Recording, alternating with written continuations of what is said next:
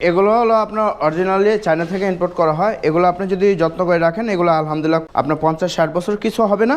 1 ইঞ্চি pipe, এটা কিন্তু solid, মানে এখান থেকে এপার কিন্তু কলসের মাঝখান দিয়ে এই পাইপটা ঢুকছে, এটা কিন্তু টুকরা না। টুকরা হলে কিন্তু এটা কোনো স্ট্রং হবে না। অনেকে কি করে টাকা বাঁচানোর জন্য এটা টুকরা লাগিয়ে দেয়, কিন্তু পুরো সলিড পাইপ দিয়েছে। এটা সলিড পাইপ দিয়েছে। বাহ, এখানে খুবই চমৎকার ভাবে আমরা এই রাউন্ডটা মিলে দিছি। কাজটা দেখতে খুবই চমৎকার, দেখতে পাচ্ছেন রাউন্ডটা কি সুন্দর করে মিলে গেছে, অসম্ভব সুন্দর। 1.5 দিয়ে আমরা এই মেইন পোস্টগুলো তৈরি করছি। এগুলো হলো আপনার রেডিমেড মাল, এগুলো কোনো পয়েন্ট হয় না। আর বাকি যে এসএস এর যে মালামালগুলো আছে এগুলো সম্পূর্ণ 1.5 mm। 1.5, যেটা আমরা মূল যেটার উপরে ভর দিয়ে সবাই উঠবে সেটা হচ্ছে 1.5 mm 2 ইঞ্চি। 1.5, এটা কত? এটা 2x2 নাকি? এটা হলো 2 ইঞ্চি রাউন্ড পাইপ। 2 ইঞ্চি রাউন্ড। তারপর এটা হলো 6 ইঞ্চি রাউন্ড পাইপ, তারপরটা 6 ইঞ্চি, তারপরটা 6 ইঞ্চি।